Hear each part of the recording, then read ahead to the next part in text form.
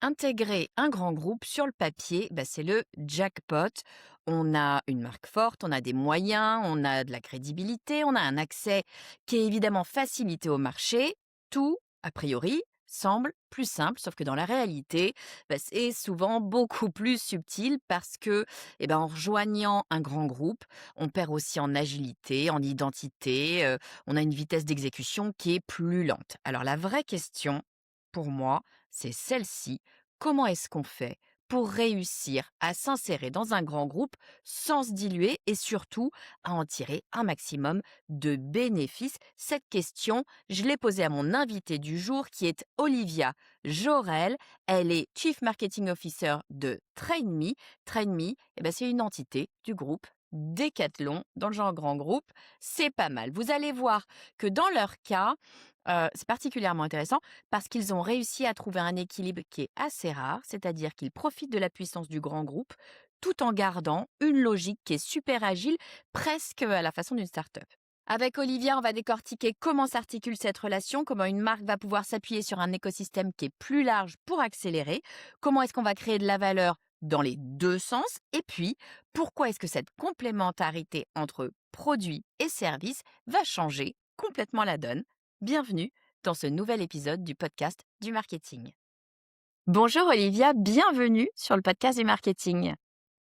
Bonjour Estelle. Écoute, je suis très contente de te recevoir aujourd'hui, Olivia. On va parler de Decathlon. On va pas parler que de Decathlon parce qu'on va parler de TrainMe. Tu vas nous expliquer ce que c'est que TrainMe pour celles et ceux qui ne savent pas. Mais ce dont on va parler, c'est de comment est-ce que on navigue dans un grand groupe. Je pense que Decathlon, on peut appeler ça un grand groupe, On peut et qu'au complètement, ouais. sein d'un grand groupe, on est une entité parmi ce groupe. Olivia, avant que tu nous en dises un peu plus, est-ce que tu peux nous dire qui tu es et ce que tu fais? Ouais, bien sûr. Donc moi, c'est Olivia Jorel, je suis Chief Marketing Officer donc pour Trainme depuis bientôt 3 ans. Donc j'ai rejoint les équipes de Trainme en 2023. Avant ça, moi, je suis un pur produit bancaire. Donc je connais très, très bien les grands groupes. J'ai fait mes premières armes chez BPCE. Et puis ensuite au Crédit Agricole, j'ai passé 10 ans dans le milieu bancaire avant, d'être piquée, on va dire, à la mode start-up. Et donc je suis arrivée dans l'univers des start-up il y a environ 5 ans sur des postes, assez globaux aussi de brand and communication ou de head of market, et cetera, avant d'arriver donc, chez Trainme en tant que CMO. Voilà, moi je suis une grande fan de sport. D'où aussi mon arrivée chez Trainme et dans le groupe Decathlon, donc je fais du sport moi quotidiennement, c'est mon exutoire. Donc j'allie à la fois, on va dire ma passion du métier et ma passion, de la vie quotidienne, voilà, tous les jours, j'ai envie de dire. Donc heu, donc voilà, dans les très grandes lignes. Est-ce que c'est un prérequis, tiens, pour bosser chez Decathlon au sens groupe? Decathlon vendeur dans un magasin, j'imagine que oui. J'ai l'impression Ouais, que quand ouais, j'y ouais. vais, c'est toujours des spécialistes du vélo, du Oui. machin, du truc. Mais, dans le groupe en soi, est-ce que c'est un prérequis de faire du sport, enfin d'aimer le sport? Alors, oui, je pense que c'est un prérequis. Même chez nous, tu vois, à l'échelle de Trainme, j'en parlerai un petit peu plus, hein, mais on est 45 personnes. On va bien sûr chercher, des compétences et cetera, mais on a besoin de collabs qui soient engagés et généralement, quand c'est des collabs qui aiment le sport, ils sont aussi beaucoup plus engagés par rapport à ce qu'on fait, ils sont beaucoup plus embarqués. Après on a ceux qui pratiquent le sport et ceux qui le regardent, donc c'est 2 choses D'accord, différentes. ouais. Mais en tout cas, ouais, ouais, oui, je pense que c'est un prérequis, ouais, complètement, ne serait-ce que d'aimer le sport, le pratiquer ou le regarder. Mais en tout cas, oui, oui, je pense que c'est hyper important et nous, en tout cas, dans nos parcours, j'ai envie de dire, de recrutement, c'est, quand même un indicateur, une question qu'on pose, quoi. D'autant que tu vas nous expliquer ce que c'est que Trainee, mais il y a quand même une espèce de conviction. Alors j'imagine que chez Decathlon, globalement, dans le l'ADN de Decathlon, bien sûr qu'il y a une conviction sport et santé, et cetera. Mais peut-être même encore plus, tu vas nous dire chez Trainee, parce que j'ai l'impression qu'il y a vraiment cette conviction de bouger les choses. Est-ce que tu peux, nous expliquer ce que c'est que Trainee pour celles et ceux qui connaîtraient pas? Ouais, bien sûr, donc Trémi, c'est une entreprise qui a été fondée il y a 10 ans, bientôt 11, donc en 2015. Donc au départ, Trémi, c'est une entreprise B2C. Au moment de sa fondation qui en gros, avait pour vocation d'être, le Airbnb du sport. Donc c'était en gros une marketplace qui mettait, en relation des coachs sportifs avec des particuliers. Donc toi, moi, et cetera. Et l'idée était de se dire, peu importe où je suis en capacité d'activer un coach sportif et d'aller faire une petite séance, voilà. Donc Decathlon est monté au capital de Trainme en 2018-2019 et c'est à ce moment-là que Trainme a opéré un virage à 180 degrés sur le B2B. Parce que oui, Decathlon fait du B2B. Et donc, on est devenu vraiment une entreprise qui aujourd'hui crée des programmes sport, bien-être et prévention santé pour les entreprises. Donc, Trainme aujourd'hui, c'est plus de 2300 clients.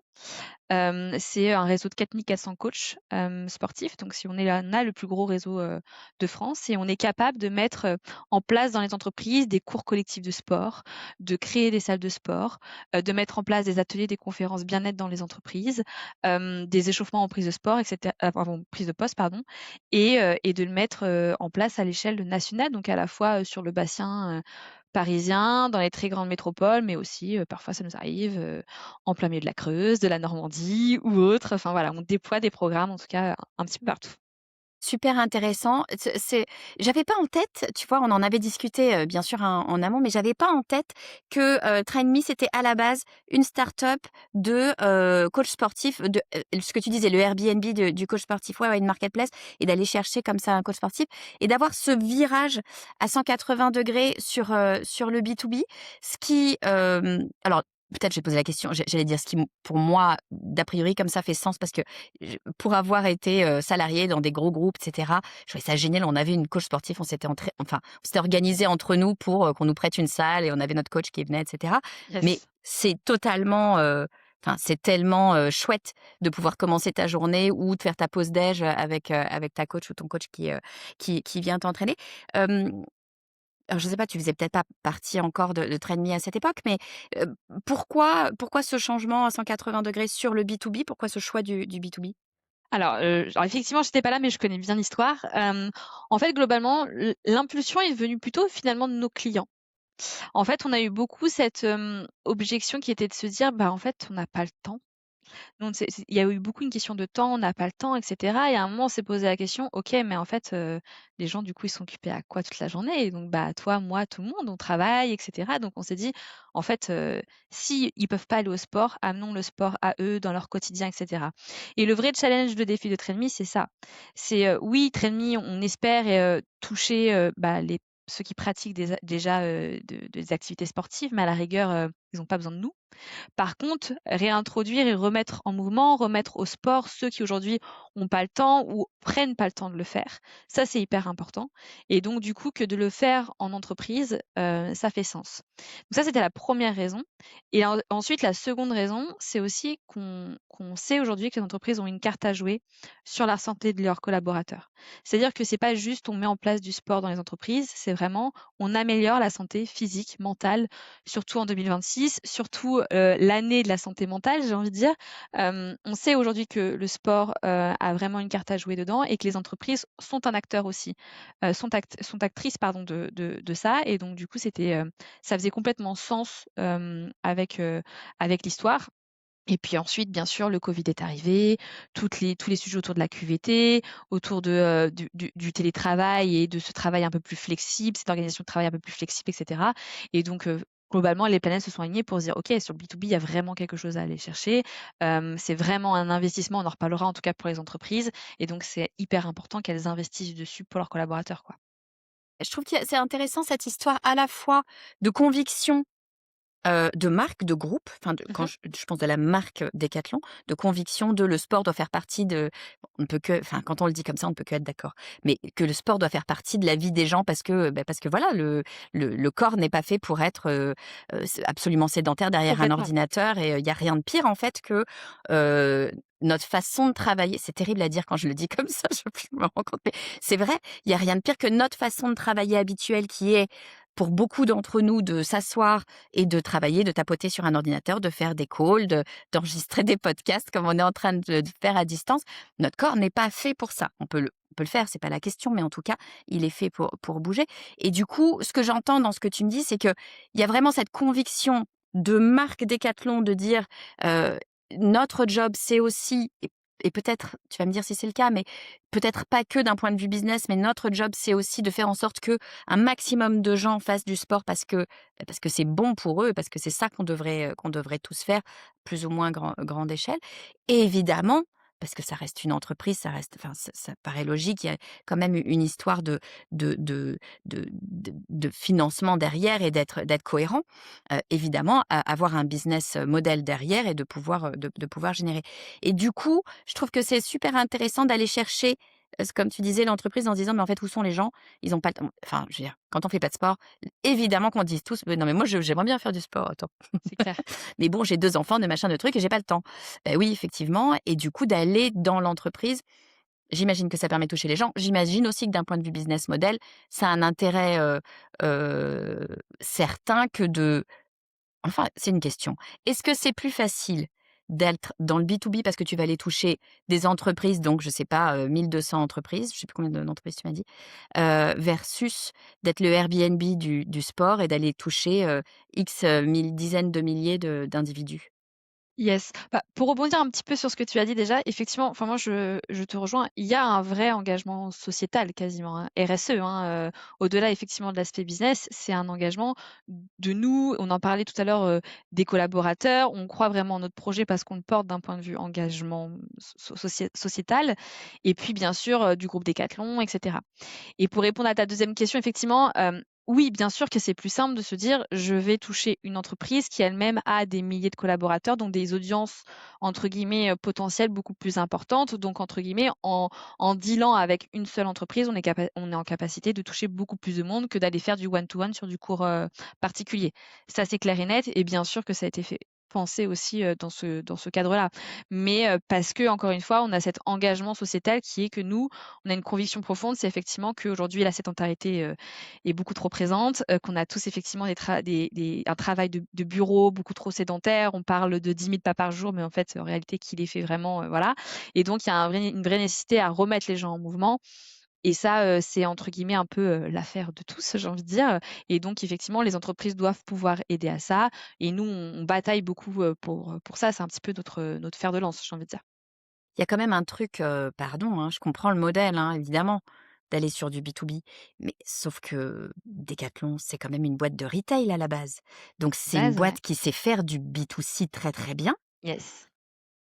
C'est même encore enfin, vous avez votre propre distribution, ce qui était pas quand même quelque chose d'évident au départ dans le retail. Donc ça va très loin dans le B2C, ça va jusqu'au bout du B2C, jusqu'au, last mile. Heu c'est compliqué de monter, enfin de racheter, mais en tout cas d'intégrer une boîte B2B dans un groupe B2C. Alors, en fait, Decathlon faisait un petit peu de B2B parce que Decathlon a une branche B2B qui s'appelle Decathlon Pro, voilà, qui effectivement, propose des solutions. Alors, effectivement, on en reparlera, hein, mais Decathlon, eux, leur expertise, c'est, on va dire l'équipement sportif.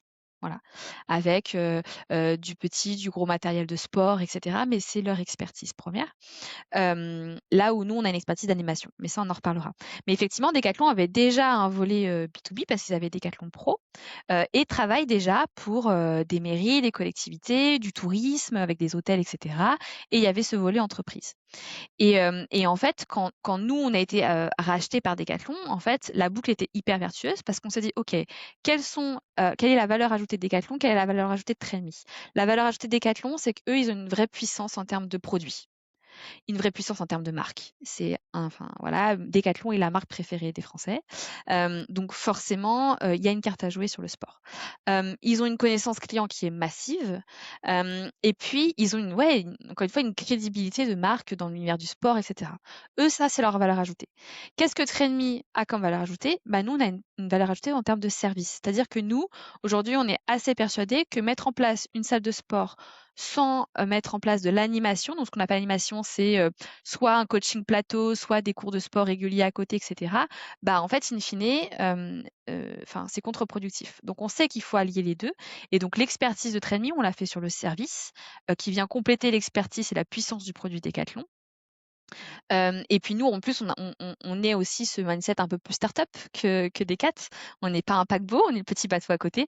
Et donc, effectivement, chez nous, on a aussi cette logique peut-être un petit peu plus de laboratoire, j'ai envie de dire, d'idées en tout cas. Donc nous, on va pouvoir mettre en place des choses beaucoup plus rapidement, de manière aussi peut-être beaucoup plus agile, de tester des choses, etc., qui vient complètement compléter finalement ce que Decathlon apporte. Et donc du coup, ça crée finalement une boucle de valeur assez vertueuse et une relation mère-fille, j'ai envie de dire, optimale, quoi. Je rebondis sur ce que tu viens de dire, je trouve ça vachement intéressant. Moi, j'ai bossé pour Microsoft. J'étais au site e-commerce pro de Microsoft et j'avais exactement cette problématique-là.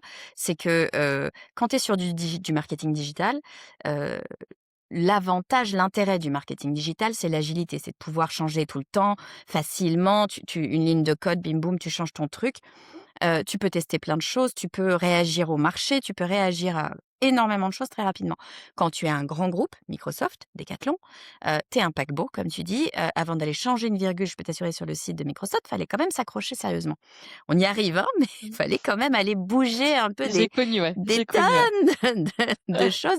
Donc ça a ce côté un peu frustrant et j'aime beaucoup ce que tu dis sur, l'espèce de start-up au sein du paquebot, le petit bateau à côté du paquebot qui va permettre en fait de tester des choses, d'essayer d'apporter des nouveautés.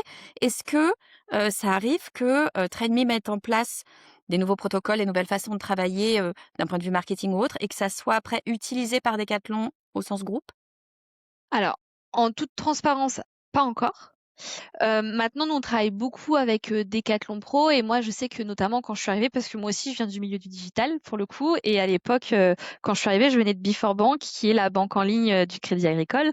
Donc, j'ai très très bien connu ces problématiques de grands groupes, de petits bateaux à côté du paquebot. Enfin voilà, je connais par cœur ces situations-là.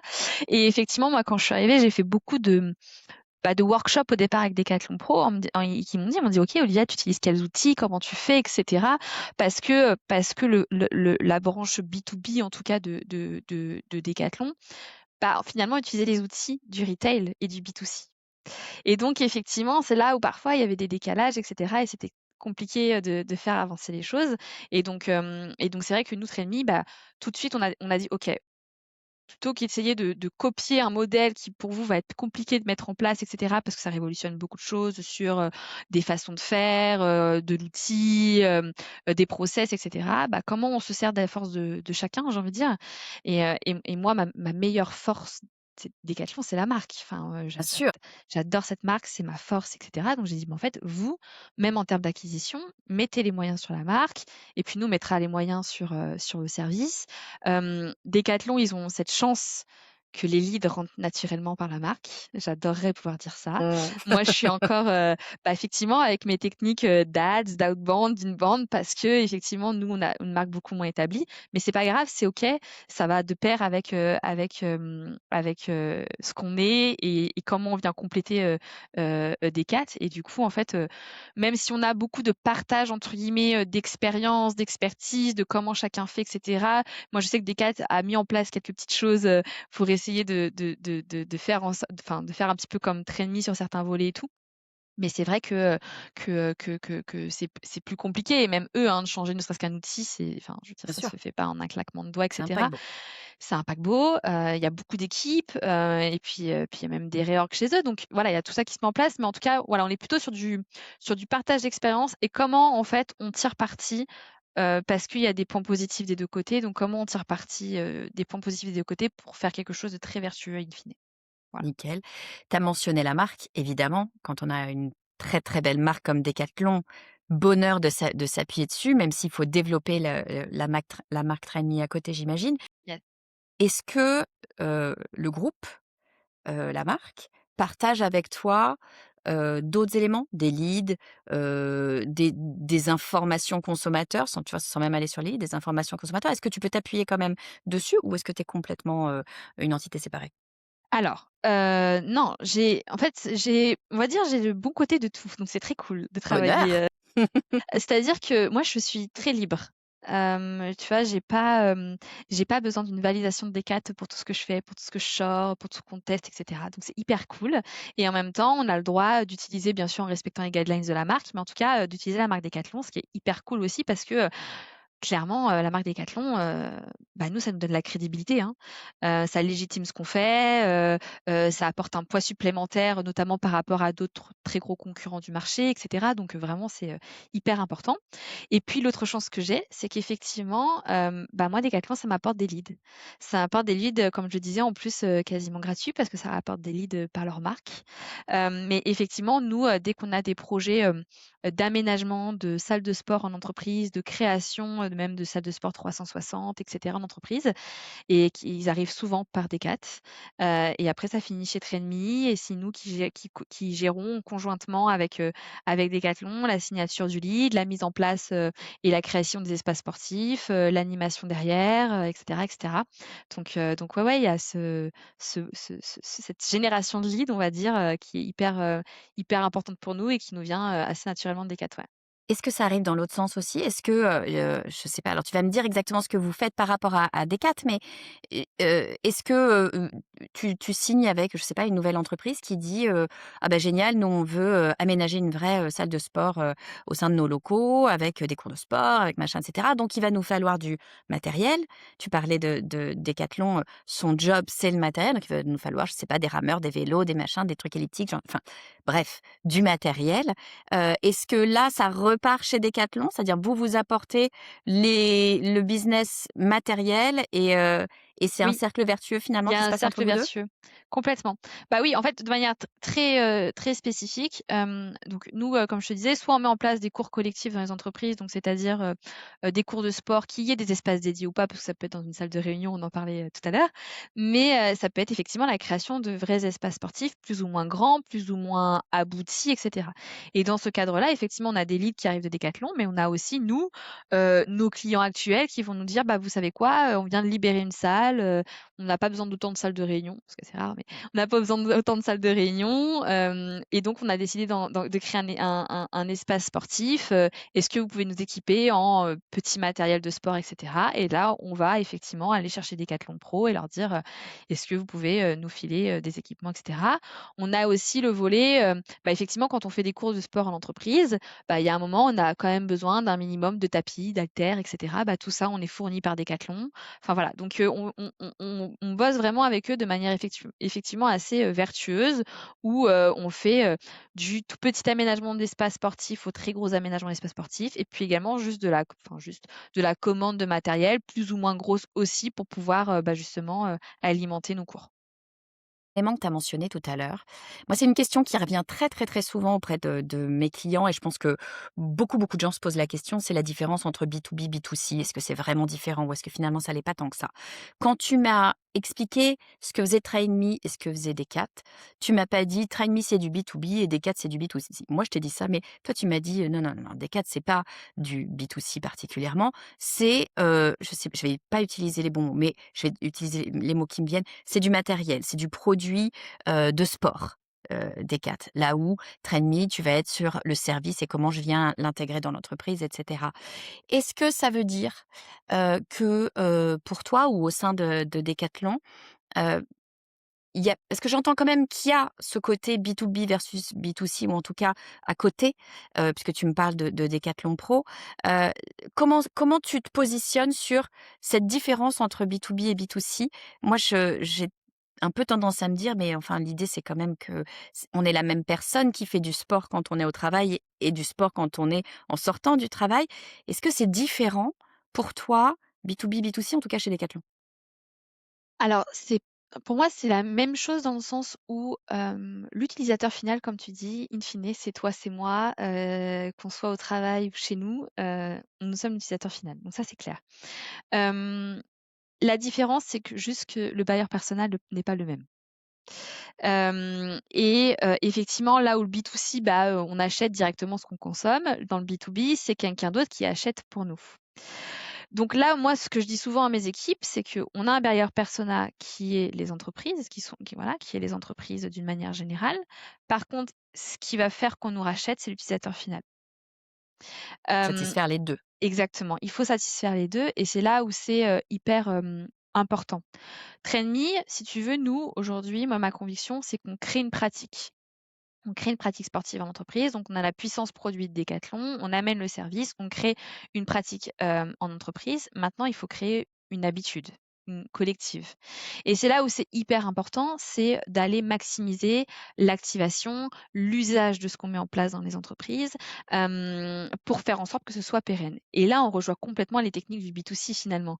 C'est, du séquencement, il y a un onboarding, il y a, des moments un peu charnières à aller chercher, pour faire en sorte de maximiser la présence à nos cours, c'est d'essayer de minimiser, le churn, c'est des sujets de PMM et cetera. Mais finalement, c'est les mêmes techniques que le B2C. Parce que, faut travailler l'adoption en interne, faut installer une vraie culture d'entreprise et cetera. Mais in fine, c'est la même chose que ce qu'on ferait en B2C quoi, ni plus ni moins. Donc voilà, donc moi pour moi, les techniques d'acquisition, en tout cas les premières techniques d'acquisition B2C, B2B peuvent être un peu différentes, quoique en B2B, j'emprunte quand même beaucoup de choses au B2C, mais voilà, ça peut être un peu différent. Mais en tout cas, in fine, notre utilisateur final, c'est, toi, moi, c'est tout le monde et donc les techniques derrière d'activation et cetera sont les mêmes, concrètement. Moi, j'ai un peu tendance à dire qu'en B2B, il faut être encore plus enfin, pardon, je veux pas faire de comparaison, mais il faut être encore plus B2C en B2B qu'en Oui, B2C. je suis Parce d'accord avec que, toi. parce que finalement, c'est ce que tu disais, tu as deux personas. Bon, le travail du persona, c'est vraiment le truc qu'on fait en B2C de façon ultra classique. Donc, tu as ton persona qui achète, par exemple le RH ou je sais pas, le manager, le DG. Enfin, après, j'imagine que ça va être ce genre d'entité-là, D'accord. avec des temps d'achat qui sont pas les mêmes, des prises de décision qui sont pas les mêmes. Mais les mécaniques, elles, en soi, restent les mêmes. C'est juste que c'est pas le même persona. Puis après, tu Exactement. as un second persona à aller chercher. Et donc, il faut être super précis pour réussir à faire ce switch d'un persona à l'autre, qui est en fait une histoire plus de presque de tempo, de timing, qu'autre chose. Donc, je trouve que c'est vraiment, au contraire, souvent on a tendance en marketing, et moi je pense que c'est une vraie grosse erreur, à mettre le B2B un peu sur le côté en disant non, le vrai marketing c'est le B2C, tu vois. Ouais. Sérieusement, c'est là où on a les budgets, etc. Ouais. Et en fait, c'est une fausse vision. C'est parce qu'on a appris le marketing, avec, Cutler, dans les années 50, en vendant des lessives. Mais à C'est un moment ça fait donné, longtemps que j'avais pas oui, entendu son hein, nom. n'est-ce pas? Ça fait très Ça longtemps, te oui, rappelle, effectivement. Ouais, des études, n'est-ce pas? Mais exactement. moi j'adore. Je suis une aficionados de Cutler parce que je trouve qu'en fait, pas tout a été dit à ce moment-là, faut pas raconter de bêtises, mais une fois que tu as les bases, Bien sûr. des principes. Cutler, pour ceux qui ne connaissent pas, c'est le mec qui a inventé le marketing. Il est toujours vivant, il est prof à Chicago. Je crois qu'il est encore prof à Chicago. Bref, il a écrit un livre qui s'appelle The Principles of Marketing. Donc c'est les principes du marketing, c'est les bases du marketing qui ont été posées. Mais la réalité, donc évidemment, c'était très B2C parce que c'était la ménagère de moins de 50 ans à qui on vend de la lessive et compagnie, pour simplifier les choses. Heu, mais la réalité, c'est qu'en fait, le B2B, c'est jamais que du B2C qui vient chercher des Bien sûr, éléments en plus. Donc moi, je complètement, complètement complètement. alignée avec ta vision. Tu m'as parlé d'autre chose. Tu as prononcé le mot activation à un moment donné quand on préparait cet épisode. Tu m'as dit: «Mais nous, on travaille un marketing un peu différent, on travaille un marketing doux». Est-ce que tu peux m'en dire un peu plus? Oui, bah, effectivement, en fait, l'idée, encore plus dans les startups B2B, c'est vrai qu'on parle beaucoup de génération de leads, donc de l'acquisition, et cetera, et où le marketing, effectivement, est presque uniquement, cantonné à l'avant-vente, j'ai envie de dire. Or, nous, chez Training, on travaille de plus en plus, l'après-vente, parce que le marketing continue après la vente. Donc on a, oui, des équipes, CSM, et cetera, qui vont maximiser la satisfaction, la mise en place un peu technique, j'ai envie de dire, du programme. Mais derrière, il y a quand même tout un sujet de, faire en sorte de maximiser le taux d'activation, de maximiser le taux de présence à nos cours, de faire en sorte que, les personnes viennent, mais surtout reviennent et encore une fois, c'est ce que je disais, hem, évidemment que si on touche ceux qui pratiquent déjà du sport en entreprise, c'est génial. Mais notre challenge, c'est d'aller toucher ceux qui ne pratiquent pas aujourd'hui pour, X, Y raison, notamment, manque de temps ou et cetera.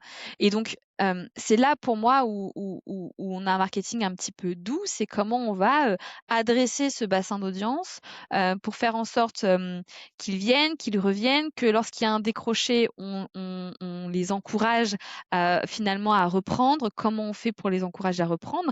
Sachant que nous, on parle finalement assez peu aux utilisateurs finaux et qu'on a un vrai besoin de relais dans les entreprises. que sont nos bailleurs personnels. C'est-à-dire que les RH dans les entreprises, voilà, on les outille, hein, avec des kits de communication, etc. On a une équipe CSM qui les relance. On met en place, nous, des actions en direct aussi pour pouvoir aller engager, on va dire, toutes ces audiences. Mais on leur parle finalement assez peu directement. Donc, c'est là aussi où il y a tout ce travail. Bah oui, de marketing, un petit peu doux, plutôt sur, de l'accompagnement, sur, de l'engagement, comment aussi on se sert de notre produit parce que nous on a un produit tech, hein, digital, qui aujourd'hui est un support à la vente. C'est-à-dire que c'est, un produit sur lequel, bah, les collabs peuvent aller, s'inscrire à des cours, se désinscrire, parler entre eux, poster des photos et cetera. Mais comment on fait en sorte que ce produit-là devienne un vrai produit qui va permettre de maximiser pardon, justement cette activation, ce taux de pénétration dans les entreprises, comment on fait en sorte qu'il touche un maximum de monde. Et donc, bah, typiquement, en ce moment, on est sur des projets d'aller le gamifier un petit peu plus, de mettre en place des challenges au sein des entreprises ou même parfois entre les entreprises. Mais en tout cas, voilà, pour donner un côté aussi un petit peu ludique et permettre doucement d'amener à la pratique sportive sans faire peur, sans parler de performance. C'est juste, voilà, on bouge tous ensemble, on passe un bon moment, et sans trop s'en rendre compte, on se met en mouvement, quoi, globalement.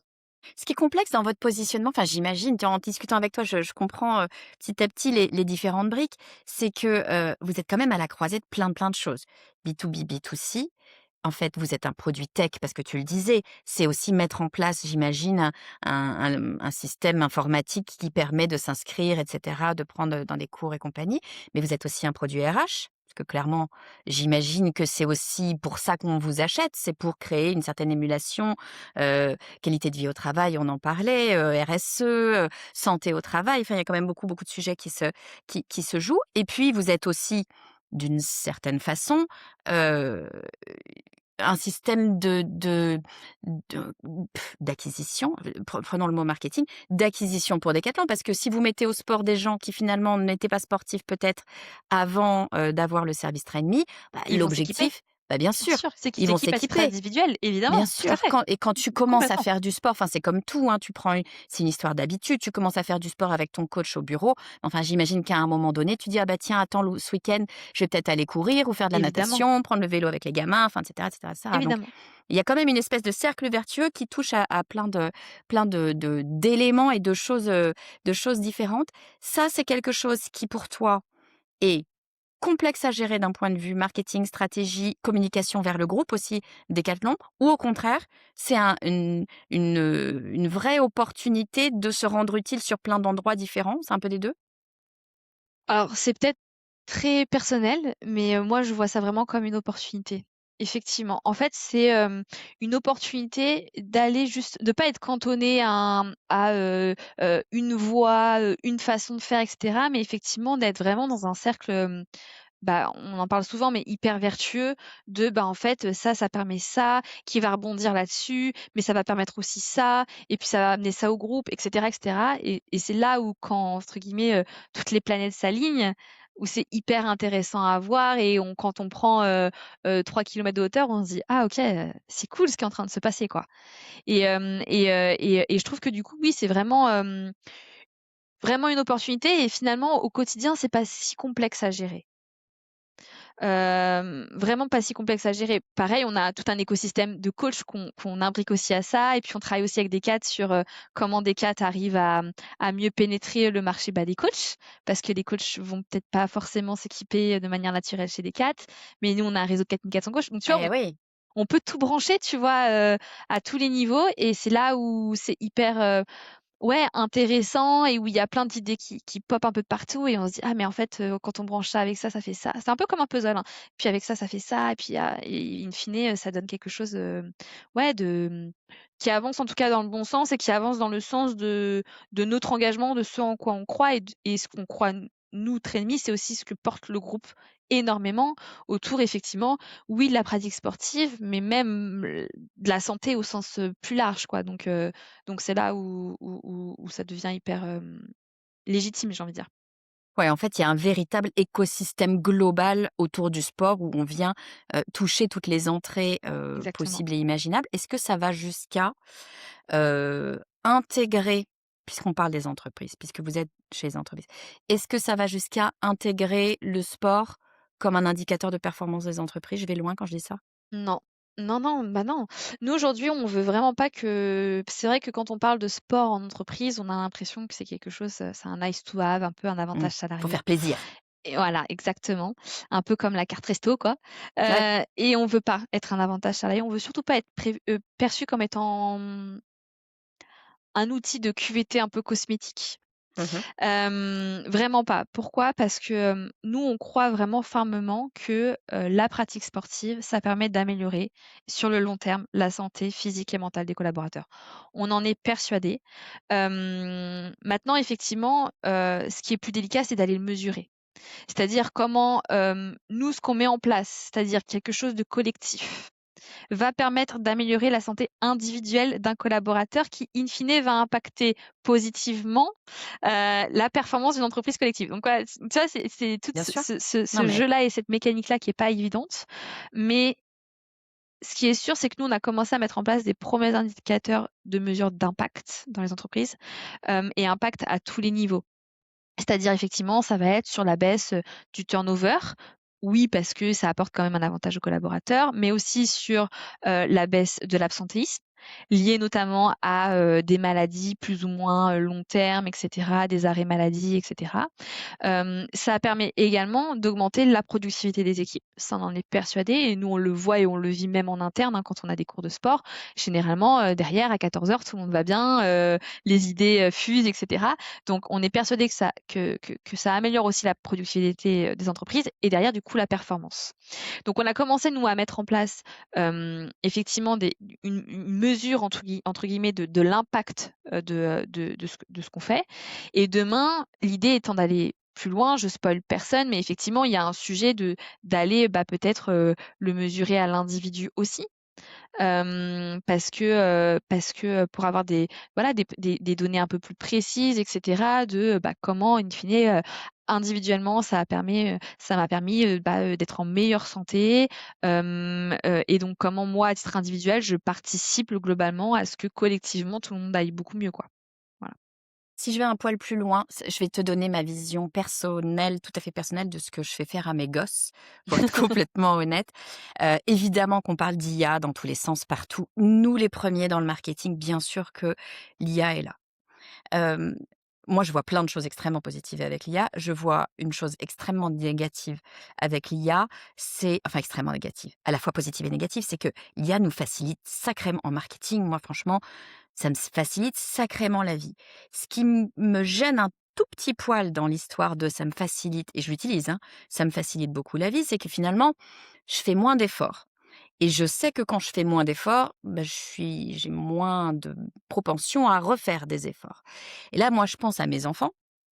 Ils sont jeunes, hein, ils sont école primaire, collège, et je me dis: «Mais eux, ils vont avoir l'IA dès le départ». Ah oui. Donc Ah bah leur oui, ils l'ont génération, déjà, hein. Mmh. l'effort, ça va être une cat Mmh. sachant que dans la vie, globalement, au travail, mais pas que, il y a toujours un moment où il faut faire des efforts, où c'est moins confortable, où c'est moins facile, oui, si on veut aller plus loin ou si on veut réussir, en tout cas, il faut aller plus loin. Donc moi, mes gamins, je te les ai mis au sport dès le départ. Ma fille, elle a 12 ans, elle est au triathlon, hein, comme ça niveau Ah effort, oui! ah oui, on n'est pas là pour rigoler. Ah ouais! Le petit à 6 ans, il commence le triathlon l'an prochain, c'est sa demande. Mais je trouve qu'il y a alors je suis peut-être un peu extrême, mais franchement, je pense pas.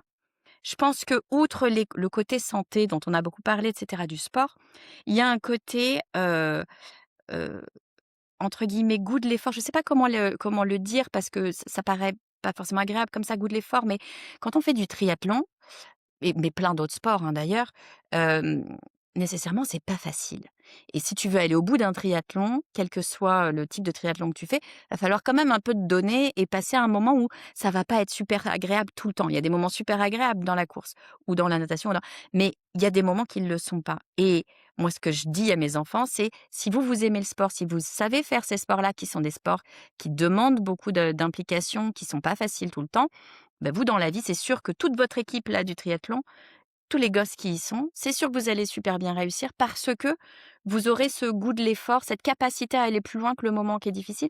Ce que la société, à mon avis, risque de perdre avec les IA. Qu'est-ce que tu en penses? Est-ce que c'est une réflexion que vous avez présente à l'esprit avec Train Me notamment? Ouais, et oui, je suis complètement alignée. Ouais, alors il y a le goût. Moi, je parle de retour à l'effort, mais Ah, effectivement, et nous, enfin, on vit hein, de toute façon, et les prochaines générations encore plus dans un monde où tout est rapide, où tout est instantané, optimisé, automatisé. Et en fait, je trouve que le sport reste peut-être un des rares espaces où on peut pas tricher, ou en tout cas, on se fait vite voir, et où le progrès prend du temps. Et donc, effectivement, je trouve que le sport, ça réapprend aux collaborateurs, mais même aux individus de manière générale, la valeur du temps et de l'effort. Et ça, je pense que ça peut être que bénéfique aussi. Ça réancre, j'ai envie de dire, un petit peu plus dans le moment présent aussi. Ça permet aussi de remettre en perspective le fait qu'en entreprise ou ailleurs, effectivement, pour évoluer, pour avancer dans un projet, ça prend du temps, ça demande des efforts. Parfois ça passe, parfois ça casse. Parfois, faut revenir à zéro et repartir. Et puis, enfin, mais pour moi, c'est essentiel en fait, et ouais, je trouve que ça réancre un peu dans la réalité, et sortir un peu la tête et se dire, ok, en fait, la vraie vie, c'est ça, quoi. Voilà. on est là. C'est pas instantané, c'est pas en claquant des doigts, c'est pas rapide. Euh, Moi, j'ai lu, pour revenir juste sur le sujet de l'IA, un article un jour qui disait que l'IA sera très bénéfique pour ceux qui sont les meilleurs, c'est-à-dire ceux qui sauront s'en servir au bon moment, de manière efficiente, mais parce que tout n'est pas automatisable, l'IA ne résoudra pas tout, et donc effectivement, il faut se réancrer un petit peu sur ce qu'on sait faire, et je trouve que le sport globalement, c'est un des meilleurs moyens de pouvoir le faire, et peut-être un des espaces aujourd'hui qui est le plus préservé de tout ça finalement.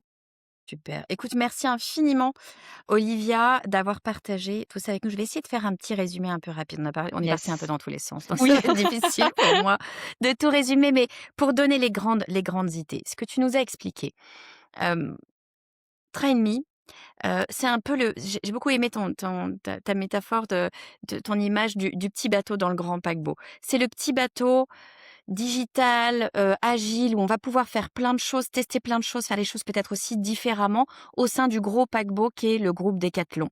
Et ça, c'est intéressant aussi, même pour Decathlon d'ailleurs, d'avoir ces petits bateaux agiles qui peuvent faire des choses différemment.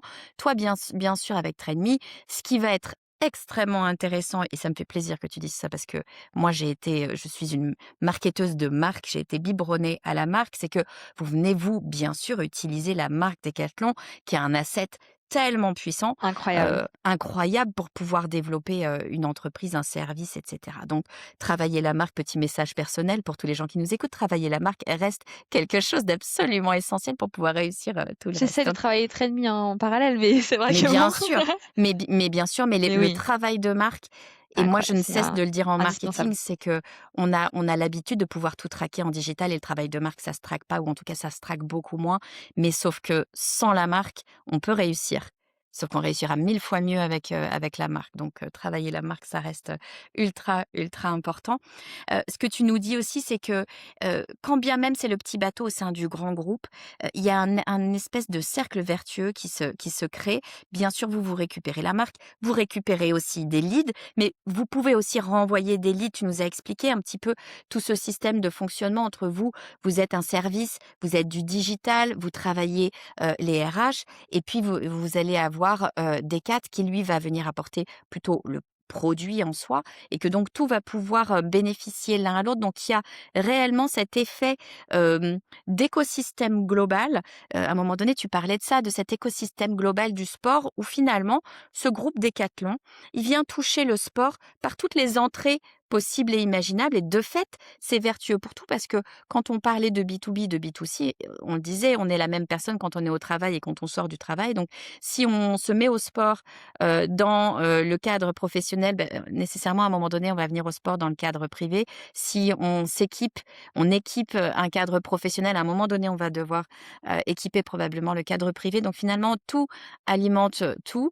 On a parlé aussi de cette différenciation d'ailleurs entre B2B et B2C pour finalement arriver au constat que le B2B, c'est du B2C presque amélioré parce qu'il faut encore aller un poil plus loin, un cran plus loin dans la compréhension, de nos consommateurs parce qu'ils sont, pluriels.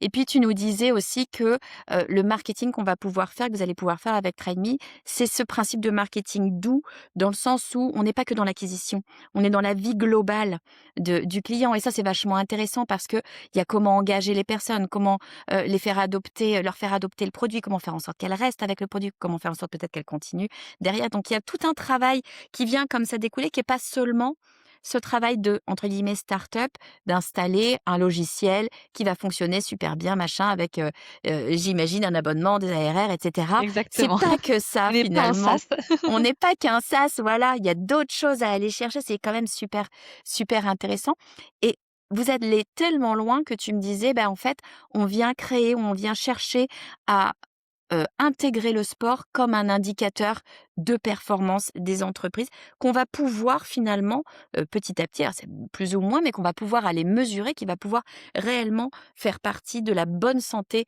d'une entreprise, de la bonne santé de fait de ses employés et que tout ça participe réellement. C'est pas juste, cosméto pour faire joli, pour faire bien sur la ligne RSE et dire: «Regardez, on a fait le boulot, Exactement. on a fait ce qu'il fallait». C'est que on le sait, le cerveau fonctionne mieux, enfin là pour le coup, je suis pas spécialiste, mais enfin c'est quand même connu, le cerveau fonctionne mieux quand le corps est en mouvement parce que, je sais pas, tout vient se bouger, le sang circule. Enfin, j'imagine qu'il y a plein de choses chimiques qui se passent, mais il n'empêche que c'est prouvé, le sport vient aider les performances intellectuelles, donc le sport vient aider les entreprises et tous fonctionnent, en positif l'un avec l'autre pour finir sur, d'un point de vue peut-être plus sociétal, l'IA arrive, le sentiment d'effort, de besoin de travailler l'effort, d'aller plus loin, de pas tricher, d'être dans le vrai et d'aller, parfois un petit peu dans le dur pour arriver à des choses positives. Le sport, c'est un formidable moyen de le montrer aux équipes, de le montrer par l'exemple finalement, en le faisant. Merci beaucoup, Olivia, de nous avoir, Merci à présenté tout toi, cet Estelle. écosystème que je trouve, assez fascinant et d'appétence personnelle parce que moi je suis une nouvelle sportive. Ça fait que quelques années que je fais vraiment du sport, mais j'ai mis le doigt dedans, c'est foutu maintenant, je pense. Mais On est vite ah piqué. Ouais, une ouais. fois qu'on est piqué, on est piqué. Mais je trouve que c'est vraiment super intéressant d'aller évidemment, c'est sympa comme thème que de se dire: «Moi, je travaille tous les jours dans le sport» et cetera. Surtout que tu me disais, toi, tu es une passionnée de sport et toutes les équipes, plus ou moins, tout le monde aime, le sport d'une manière ou d'une autre chez Decat ou dans le groupe. Mais hormis ça, d'un point de vue marketing, je trouve que c'est super intéressant toute cet écosystème global. C'est vraiment ça que je retiens, cet écosystème global autour du sport qui finalement, peut être intégré à toutes les étapes, d'un business.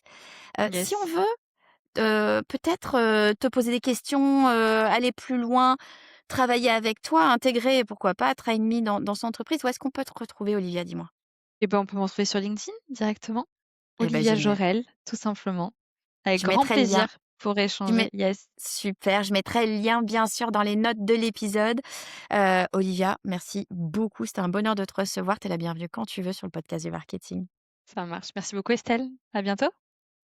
Un grand merci Olivia d'avoir partagé avec nous ta stratégie pour Train.me et comment Train.me s'est intégré au sein du groupe Decathlon. C'est véritablement passionnant de rentrer, je trouve, dans ce genre de détails et de voir comment une start-up, finalement, puisque c'était une start-up au départ, peut s'intégrer dans un grand groupe et profiter du grand groupe et comment d'ailleurs le grand groupe, lui aussi, peut profiter de cette nouvelle entité. Si vous avez aimé cet épisode et si vous voulez soutenir mon travail, je vous invite à partager cet épisode auprès de quelqu'un que ça pourrait intéresser. C'est le meilleur moyen pour faire vivre le podcast du marketing. Je vous dis à très vite.